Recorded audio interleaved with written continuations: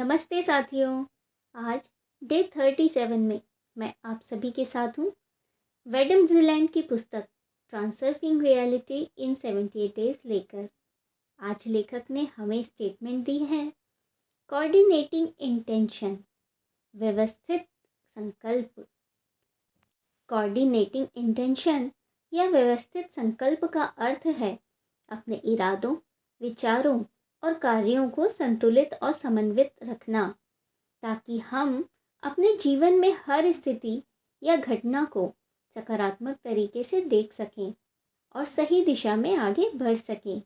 इसका तात्पर्य है कि जब हम किसी घटना या चुनौती का सामना करते हैं तो यह सुनिश्चित करना होता है कि हमारी सोच और प्रतिक्रिया सकारात्मक हो, ताकि हम जीवन में बेहतर परिणाम प्राप्त कर सकें। इसका उद्देश्य यह है कि हम किसी भी कठिन परिस्थिति में भी शांत, संतुलित और सकारात्मक दृष्टिकोण बनाए रखें, ताकि हम किसी भी स्थिति से अच्छे तरीके से निपट सकें। लेखक कहते हैं कि अगर आप किसी नकारात्मक घटना को सकारात्मक नज़रिए से देखेंगे तो वही घटना आपके लिए सकारात्मक बन जाएगी। याद रखें, चाहे अभी हालात कितने भी खराब क्यों ना लगें, अगर आप वर्तमान में संतुलन बनाए रखते हैं तो आपके जीवन में एक खूबसूरत आश्चर्य ज़रूर आएगा। जब भी जीवन में किसी चुनौती का सामना हो, खुद से कहें, अगर चीज़ें सही होती हैं तो बहुत अच्छा। आपको यह विश्वास होना चाहिए कि आपकी दुनिया आपका ख्याल रखती है, ध्यान रखती है। अगर कोई काम नहीं हुआ तो इसका मतलब है कि आपने किसी बड़ी समस्या से बचाव कर लिया, जिसे आप अभी नहीं देख पा रहे हैं। इस हल्के और सकारात्मक नज़रिए के साथ आप आराम से उस भविष्य का स्वागत कर सकते हैं जिसे आप खुद बना रहे हैं। आज से जो भी हो, इसे याद रखें, सब कुछ वैसा ही होगा जैसा होना चाहिए।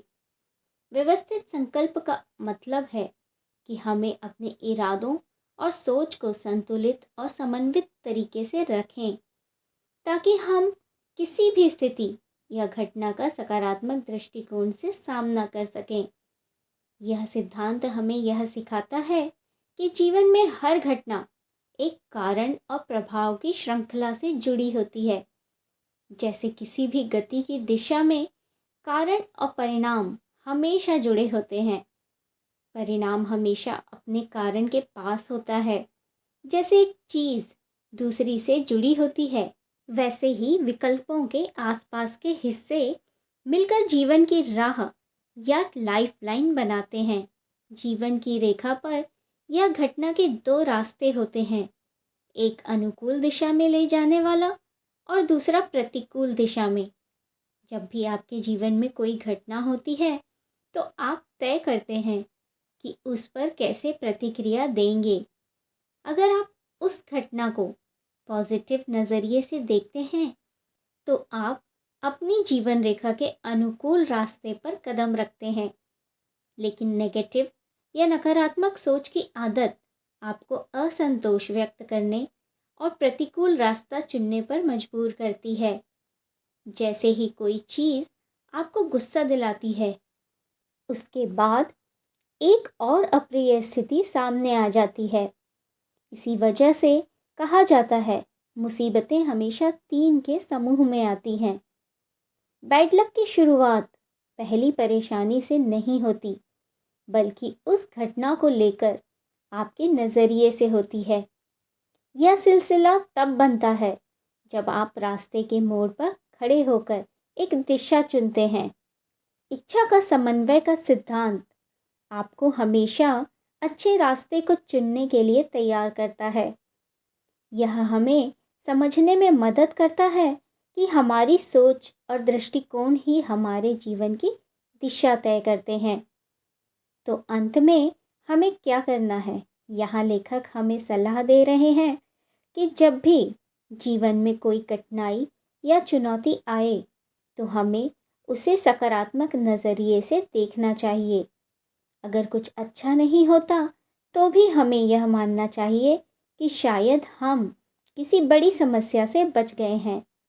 लेखक का कहना है कि हमें हर स्थिति को हल्के मन से और बिना घबराए देखना चाहिए, क्योंकि हमारी दुनिया हमारी मदद करती है। इस तरह हम अपने जीवन को अच्छे तरीके से दिशा दे सकते हैं। तो अंत में सकारात्मक सोच, संतुलित मार्ग का पालन करते हुए व्यवस्थित संकल्प के साथ अपना मार्ग चुने। तो आज के लिए इतना ही। कल डे 38 में मिलते हैं एक नई एक्सरसाइज के साथ। चलो चले क्रिएटर बनने के सफ़र पर। Be blessed for your journey. Thank you so much.